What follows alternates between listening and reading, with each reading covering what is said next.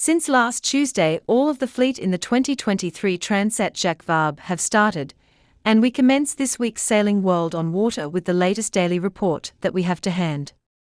November 8th. So where are we? We're upwind of Ascension Island and in the lead.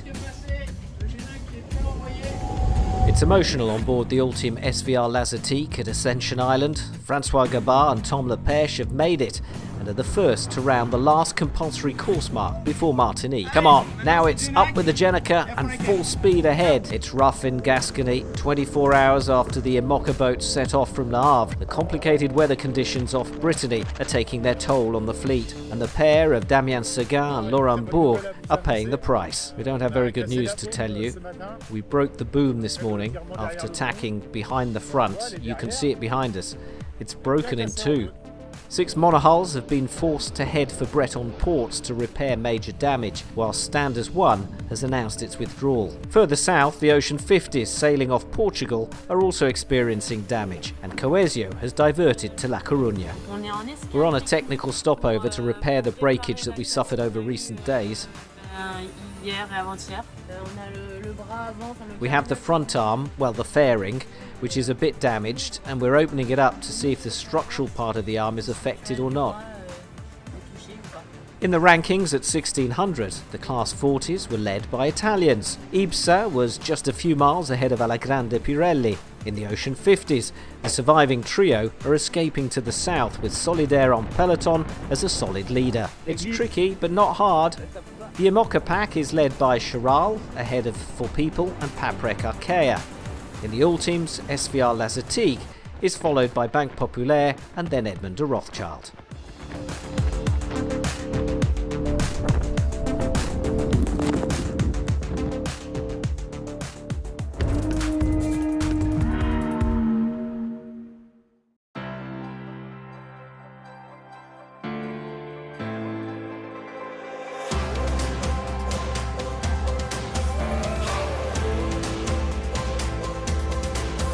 This is your weekly global sailing highlights show, The World on Water, November 10th, 2023.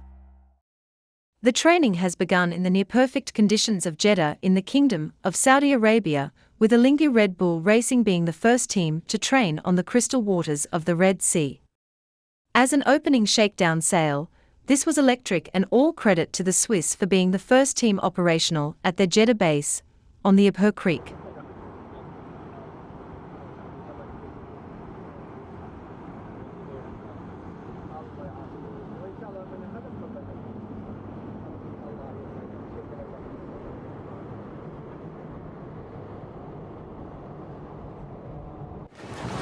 We're here with Diego Torrado, AC40 boat captain at Alinghi Red Bull Racing.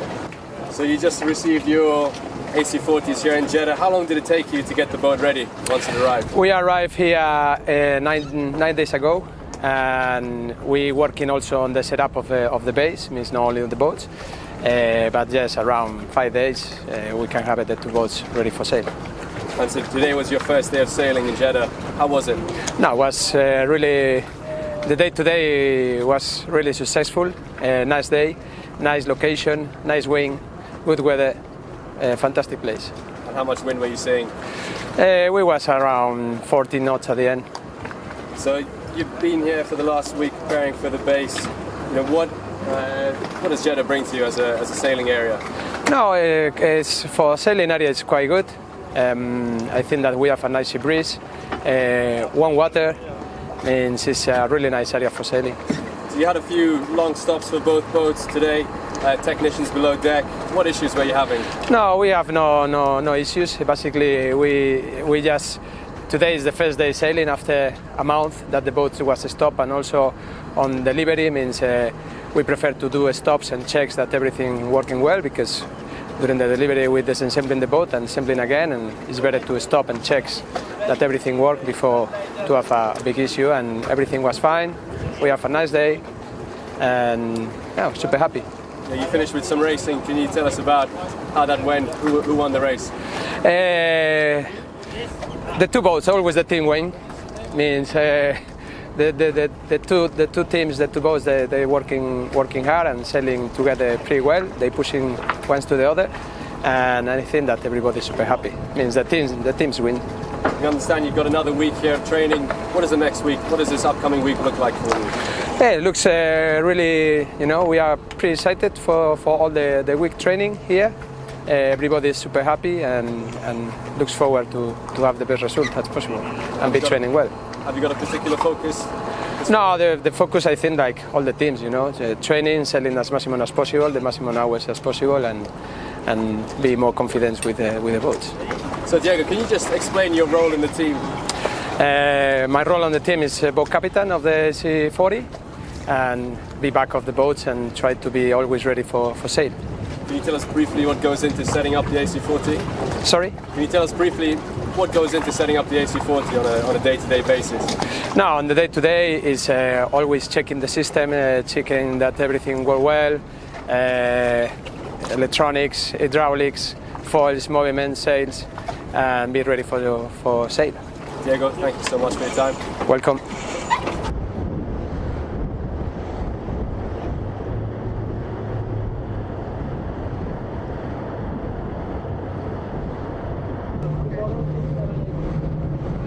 We are Sailing Only Media.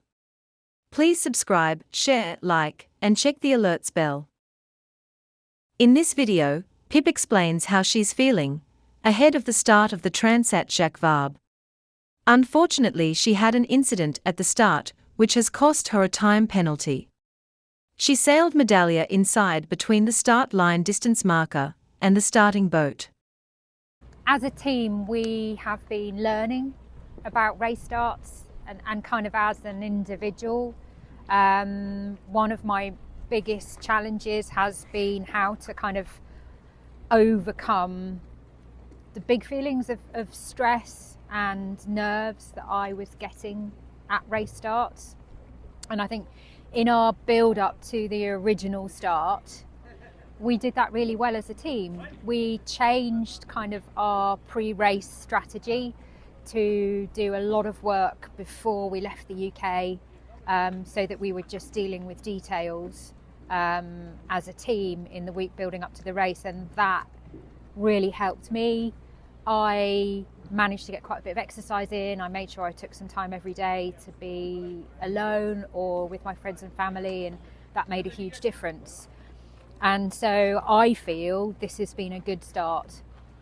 Obviously we've been delayed, but in reality that kind of doesn't change the way I feel, because the boat was really well prepared. I felt calm about things and I still feel the same, so I'm pretty happy. It's really important to just start looking at the weather at a realistic time frame. So I start looking typically 4 days out when we've got more substantial, more reliable forecasts.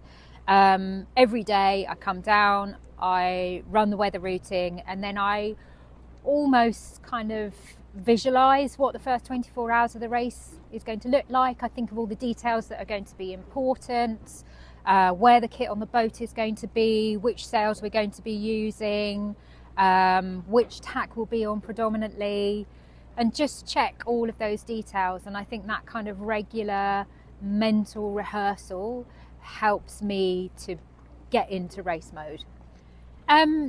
Double-handed racing is just a very different dynamic, and I really appreciate the fact that our first transatlantic with the big foils is double-handed, which just kind of means that there's, I guess, a greater security in guarding against things that might go wrong.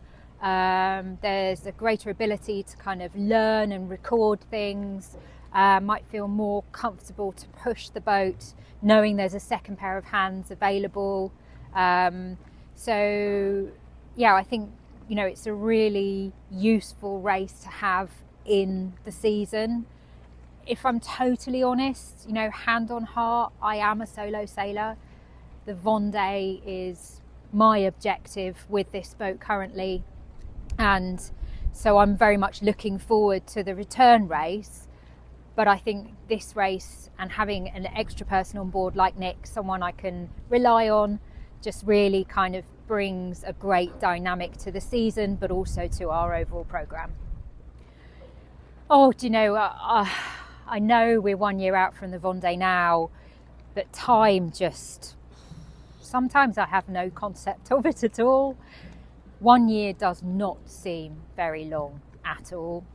And yet it also, you know, if we think about it in terms of what the boat and the team need to do, it's 4 transatlantics, it's, you know, more development, it's moving the sail program on, it's kind of moving on my ability as a sailor. We still have a lot to do before we get to the start of the Vendée. I'd like to slow time down, but I guess, you know, that's kind of how most people feel as they get older, and we can't, so we just got to go with it.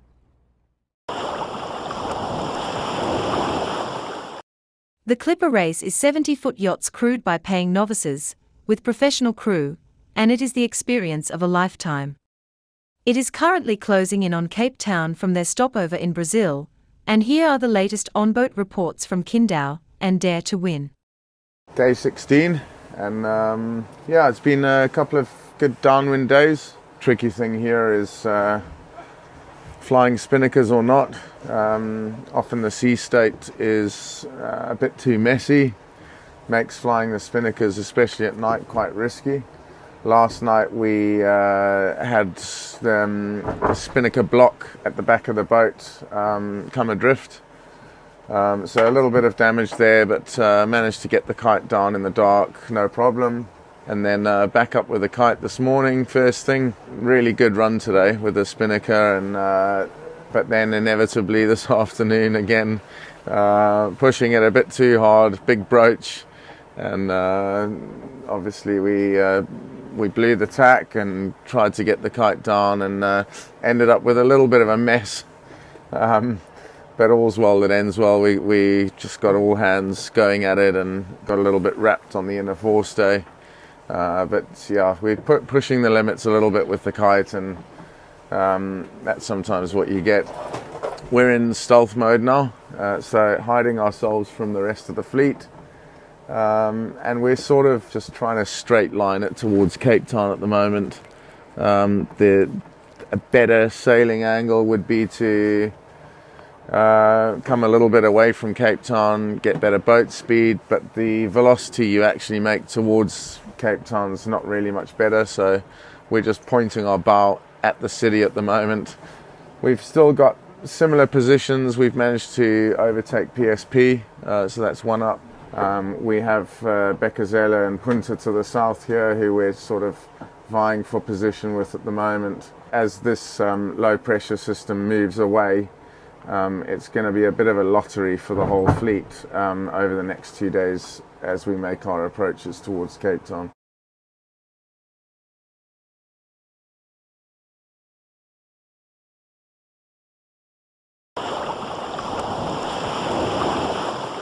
So it's a little bit light now, and then from this evening we kind of have the breeze. We've got to do a little jibe now and then get a little bit further north, and then that jibe might take us all the way to Cape Town tomorrow morning. And now I think Perseverance are going to push even more, that they've seen us for the first time in 24 hours. Yeah, I mean, we're not giving up. We're going to give you a run for your money. We'll be chasing you all the way in. It's going to be a cracker finish, I think. Fingers crossed.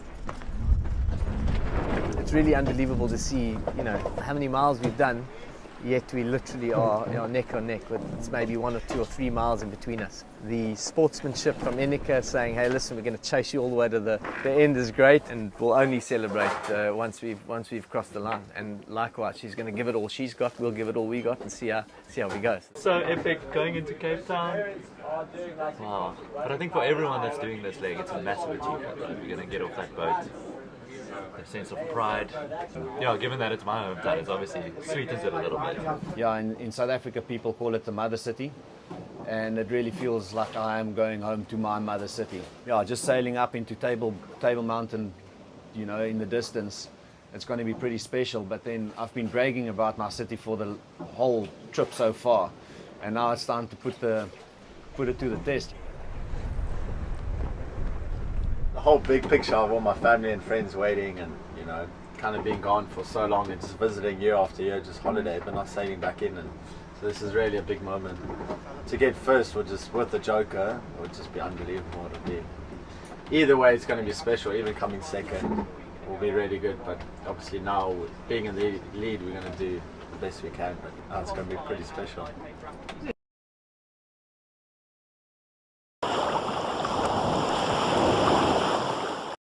Hervé and Jean-Yves have not bought a ticket back to France, nor reserved a cargo ship row transport their Class 40, and for good reason.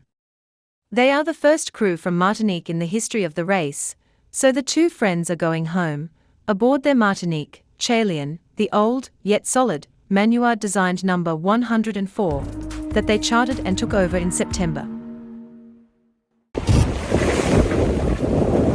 Ouais, mais ça y est, on a décollé. Il y a un mélange d'excitation et d'appréhension. On a envie d'y aller, donc c'est parti. On passe le mois, on a raté la boîte de la ligne. C'est anecdotique, c'est pas que la guerre, on voyait rien. Là, on passe le mois, on est motivé. Ciao, ciao, à bientôt.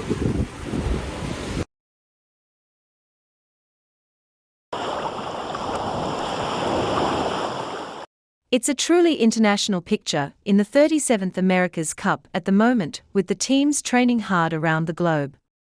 Watch Ineos Britannia, Luna Rossa Prada Pirelli, and Alinghi Red Bull Racing update us in this latest recon video from Jeddah, Barcelona and Cagliari.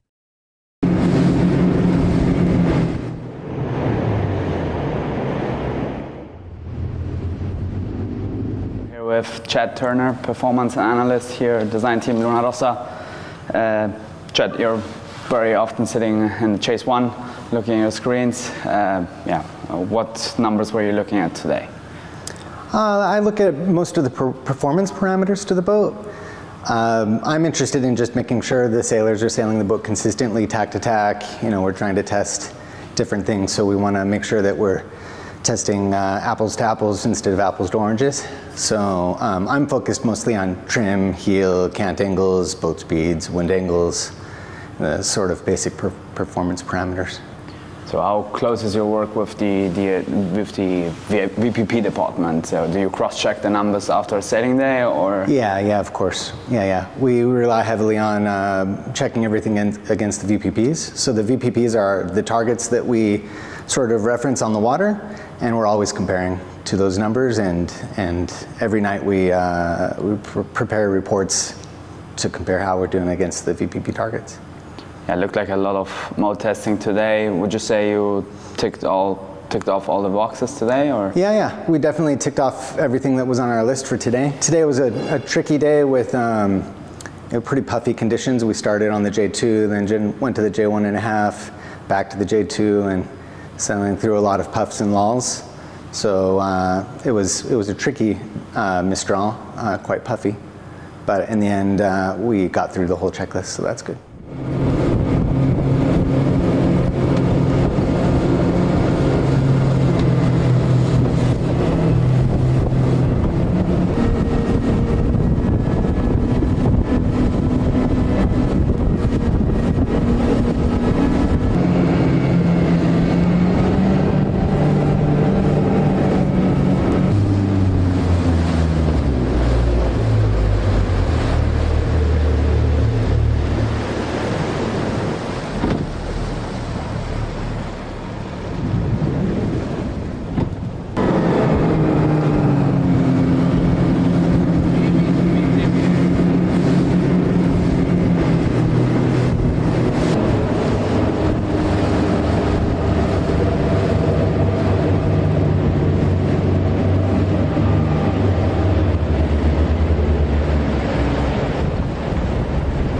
We're here with Nico Rolla from Alinghi Red Bull Racing.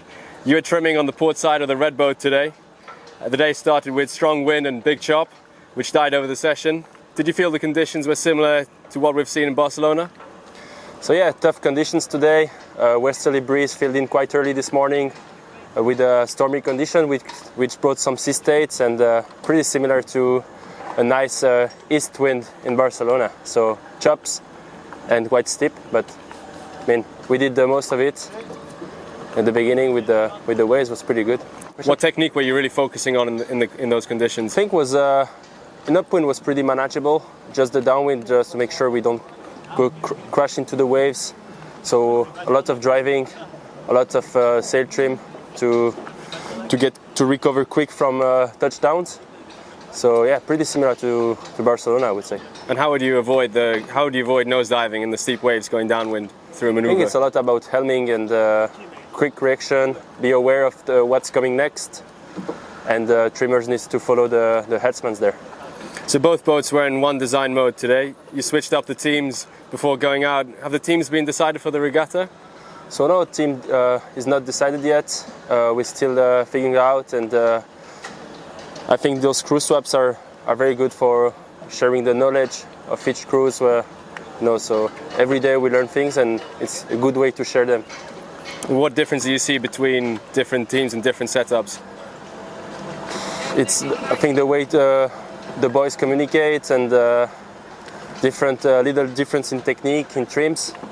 That's why we mix it to make it the most of it and make it as best as we can. We thought we'd see some racing today. Was that the original plan? So yeah, the plan was to go out, do a quick warm-up, do some lineups to keep improving our sail trims and boat settings, and then go straight into racing. But unfortunately, the wind that just died, wave kept. The sea state was quite high and not much breeze. We even tried some tow takeoff, but wasn't a great success. So given the light wind racing of Villanova racing in displacement mode, did you consider doing a race in displacement mode today? No, it was not the point. We had good conditions so far, and it looks like it's gonna be a good breeze the next of the week. So it's mostly about foiling, and like on the lake we're quite used to displacement, so we'll practice that when it's time to do it.